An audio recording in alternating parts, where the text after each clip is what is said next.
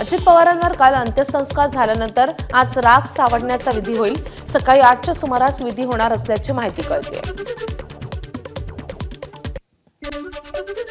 मुख्यमंत्री देवेंद्र फडणवीस आणि उपमुख्यमंत्री एकनाथ शिंदेंची वर्षा बंगल्यावर महत्त्वाची बैठक पार पडली आहे। मुंबई महापालिकेतील सत्ता स्थापनेबाबत पालिकेतील महत्त्वाची पदं आणि समित्यांच्या वाटपावर बैठकीत चर्चा झाल्याची विश्वसनीय सूत्रांची माहिती आहे। जवळपास 1 तास चाललेल्या या बैठकीमध्ये एकत्र गट स्थापन करण्यावर चर्चा झाली आहे आणि त्यामुळे लवकरच भाजप आणि शिवसेना कोकण भवनात जाऊन एकत्रित गट स्थापन करू शकतात। मात्र राज्यातील दुखवटा लक्षात घेता पालिकेसंदर्भातील प्रक्रिया 3 ते 4 दिवस पुढे ढकलण्यावर एकमत झाल्याची माहिती कळते।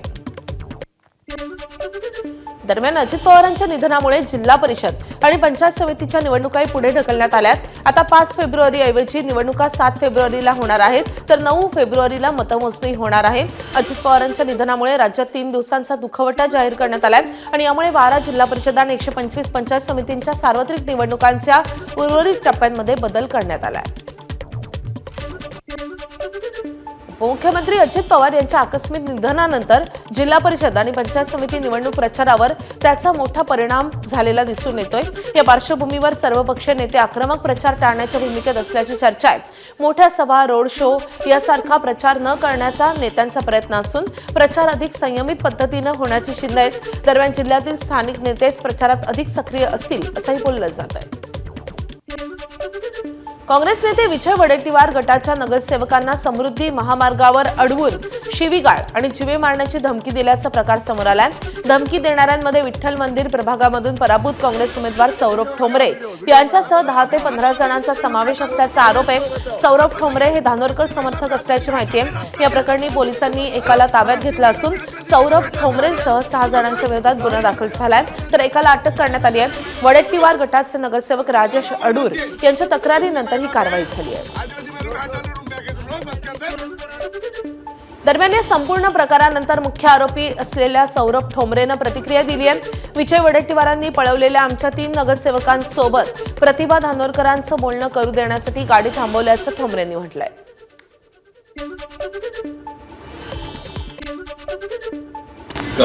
5 नगरसेवक विजूभाऊ समर्थकांनी पळवून नेले होते। त्यापैकी 3 नगरसेवक त्या गाडीमध्ये असल्याची माहिती आम्हाला मिळाली। मी ते गाडी पुलगाव इथे थांबवण्यात आली गाडी। तिथं मी कोणाला शिवीगाळ आणि मारण्याची धमकी दिली नाही।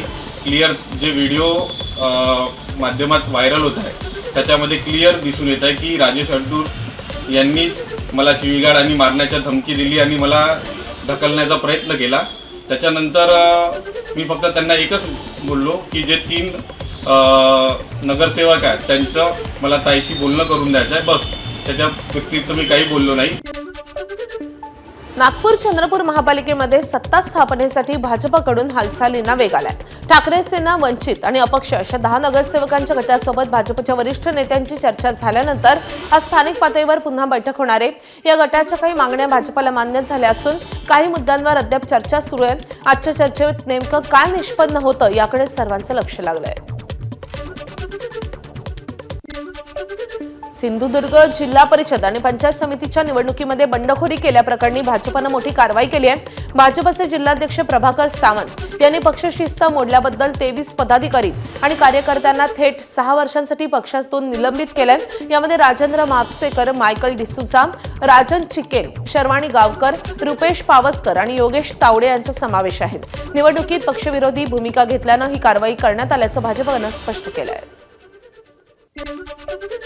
अमरावती महापालिकेमध्ये भाजपच्या गटनेतेपदी माजी महापौर चेतन गावंडे यांची निवड झाली आहे। नुकत्याच पार पडलेल्या मनपा निवडणुकीनंतर भाजप कार्यालयात वरिष्ठ नेत्यांच्या उपस्थितीत झालेल्या बैठकीत हा निर्णय घेण्यात आलाय।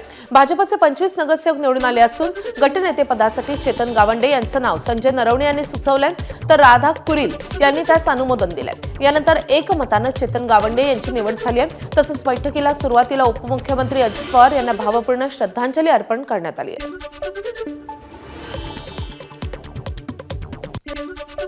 रायगड जिल्ह्यामधल्या म्हसळा नगरपंचायतीमध्ये शिवसेनेला मोठा धक्का बसलाय। राष्ट्रवादी काँग्रेसमधून शिवसेनेत प्रवेश केलेल्या 7 नगरसेवकांनी पक्षांतर केल्यामुळे जिल्हाधिकारी किशन जावळेंनी त्यांना अपात्र ठरवलंय। तसंच पक्षांतर बंदी कायद्याचं उल्लंघन झाल्याचं स्पष्ट झाल्यानं हा निर्णय देण्यात आल्याचं आदेशांमध्ये नमूद करण्यात आलंय। या निर्णयामुळे शिवसेनेचे स्थानिक राजकारणातील बळ कमी झाल्याचं बोललं जात आहे। भंडारा नगरपालिकेमधल्या एका कक्षावरून भाजप आणि राष्ट्रवादी काँग्रेसमध्ये चांगलीच झोपली आहे। राष्ट्रवादीच्या नगराध्यक्षा विजय नंदुरकर यांचा कक्ष हवा या मागणीसाठी भाजप उपाध्यक्षांनी या कक्षाला कुलूप ठोकलं आणि त्यामुळे विजया नंदुरकर यांना पालिकेच्या दालनातच जमिनीवर बसून कामकाज करावं लागलं। या घटनेचा व्हिडिओ सोशल मीडियावर व्हायरल झाल्यानंतर जिल्हाधिकारी सावंत कुमार यांनी तातडीनं दखल घेत कक्षाचे कुलूप तोडण्याचे आदेश दिलेत आणि यानंतर अखेर नगराध्यक्षा विजय नंदुरकर यांना त्यांचं दालन परत देण्यात आलंय। एकीकडे आरक्षणाच्या राज्यातल्या मुद्द्यावरून काही जिल्हा परिषदा आणि पंचायत समितीच्या निवडणुका लांबणीवर गेल्यात, तर आता दुसरीकडे मुदत संपणाऱ्या ग्रामपंचायतीच्या निवडणुका जवळपास 6 महिने लांबणीवर जाण्याची शक्यता आहे। यामध्ये यवतमाळ जिल्ह्यामधल्या 980 ग्रामपंचायतींची या वर्षात मुदत संपते। दरम्यान डिसेंबर 2026 पर्यंत मुदत संपणाऱ्या ग्रामपंचायतींवर प्रशासक नेमण्याचे आदेश ग्रामविकास विभागानं जिल्हा परिषद मुख्याधिकारी आणि जिल्हाधिकाऱ्यांना दिल्याचं समजतंय। भंडाऱ्याच्या अशोकनगर मधल्या भीम मेळाव्यामध्ये मुख्यमंत्र्यांच्या पत्नी अमृता फडणवीसांबाबत अंजली भारती यांनी आक्षेपार्ह वक्तव्य केलेलं होतं। या प्रकरणी अंजली भारतीसह मेळाव्याचे मुख्य आयोजक संदेश वासनिक या दोघांविरोधात गुन्हा दाखल झालेला होता। गुन्हे दाखल होताच अंजली भारती नॉट रिचेबल झाली आहे। मात्र आता अंजली भारतीनं आपल्या वक्तव्याबाबत माफी मागितली आहे। याबाबतचा व्हिडिओ सोशल मीडियावर व्हायरल झालाय। फडणवीसांच्या पत्नीबाबत केलेलं वक्तव्य योग्य नाही याची मला जाणीव आहे, त्याबाबत दिलगिरी व्यक्त करते असं अंजली भारतीनं आपल्या पोस्टमध्ये म्हटलंय। बोलण्याच्या ओघामध्ये देवेंद्र फडणवीस यांच्या पत्नीवर हा शब्द चुकून माझ्या तोंडातून निघालेला आहे आणि तो योग्य नाही याची मला जाणीव झालेली आहे। त्याबद्दल मी दिलगिरी व्यक्त करते। परत मुंबईकडे निघालेल्या अखिल भारतीय किसान मोर्चाला अखेर स्थगिती देण्यात आली आहे। भातसा फाटा परिसरात मुक्काम ठोकून असलेला हा मोर्चा शासनासोबतच्या यशस्वी चर्चेनंतर परतीच्या मार्गावर निघालाय। शेतकऱ्यांच्या सर्व मागण्या मान्य करण्यात आल्या असून त्यांची अंमलबजावणी करण्यासाठी शासनानं 3 महिन्यांचा कालावधी दिलाय। नाशिकचे जिल्हाधिकारी आयुष प्रसाद यांनी मोर्चेकरांची भेट घेत अर्ज स्वीकारले आणि शासन बैठकीतील चर्चेची माहिती दिल्यानंतर मोर्चा स्थगित करण्याचा निर्णय झालेला आहे। अजित पवारांच्या अपघातानंतर मुख्यमंत्र्यांनी केंद्रीय नागरी उड्डाण मंत्र्यांना पत्र लिहून अपघाताची चौकशी करण्याची मागणी केली होती। तसंच भविष्यात असे अपघात होऊ नयेत यासाठी पावलं उचलण्याची मागणी देवेंद्र फडणवीसांनी नायडू यांच्याकडे केली होती। फडणवीसांच्या पत्राची दखल राममोहन नायडू यांनी घेतली आणि त्यांच्या पत्राला उत्तर दिलंय। चौकशी अहवाल येताच उपाययोजना करणार असल्याचं राममोहन नायडू यांनी फडणवीसांना पत्र लिहून उत्तर दिलंय। विमान अपघाताच्या चौकशीचा अहवाल राज्य सरकारला देणार असल्याचे राममोहन नायडू यांनी म्हटलंय। बारामतीमधल्या विमान अपघाताच्या चौकशीला आता वेग आलाय। विमानातील ब्लॅक बॉक्स म्हणजेच FTR आणि CVR मधील रेकॉर्डिंग काढण्याची प्रक्रिया सुरू झाली आहे। प्राथमिक तपासात अपघाताच्या काही मिनिटांआधी पायलट जोरात ओरडल्याची माहिती समोर आली आहे।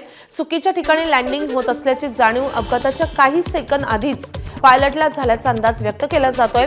मात्र ATCला कोणताही मेडे कॉल देण्यात आला नसल्याची महत्त्वाची माहिती तपासातून पुढे आली आहे। अजित पवारांचा अपघात विमानतळावर कमी दृश्यमानता असल्यानं झाल्याचं सांगितलं जातंय, पण खूप दूरच्या CCTVमध्ये विमान घिरट्या घालताना स्पष्टपणे दिसतंय। जर तिथे धुक्याचं वातावरण होतं तर विमानाचे CCTV फुटेज इतके स्पष्ट कसे असा सवाल ठाकरेंच्या शिवसेनेच्या नेत्या सुषमा अंधारेंनी एक्सपोज करत विचारलाय। तर लगेच यावर बोलणं संकेताला धरून नसलं तरी ममता बॅनर्जींनी उपस्थित केलेले प्रश्न महत्त्वाचे असल्याचे अंधारेंनी म्हटलंय। पुण्यामधल्या लक्ष्मी रस्ता येथल्या श्रीमंत दगडूशेठ हलवाई गणपती मंदिर ट्रस्टकडून अजित पवारांना श्रद्धांजली अर्पण करण्यात आली आहे। पुरोगामी असलेले दादा गणेशोत्सव जोमात साजरा करायचे। ज्या ठिकाणी श्रीमंत दगडूशेठ गणपती बाप्पा विराजमान होतात त्या ठिकाणी मोठं बॅनर लावून आणि अजित पवारांचा फोटो ठेवून श्रद्धांजली वाहण्यात आली आहे। उपमुख्यमंत्री अजित पवारांना वारकरी संप्रदायाने श्रद्धांजली वाहिली आहे। पुण्यामधल्या भंडारा डोंगरावर हरिनाम सप्ताहामध्ये अजितदादांच्या आठवणींना उजाळा देण्यात आलाय.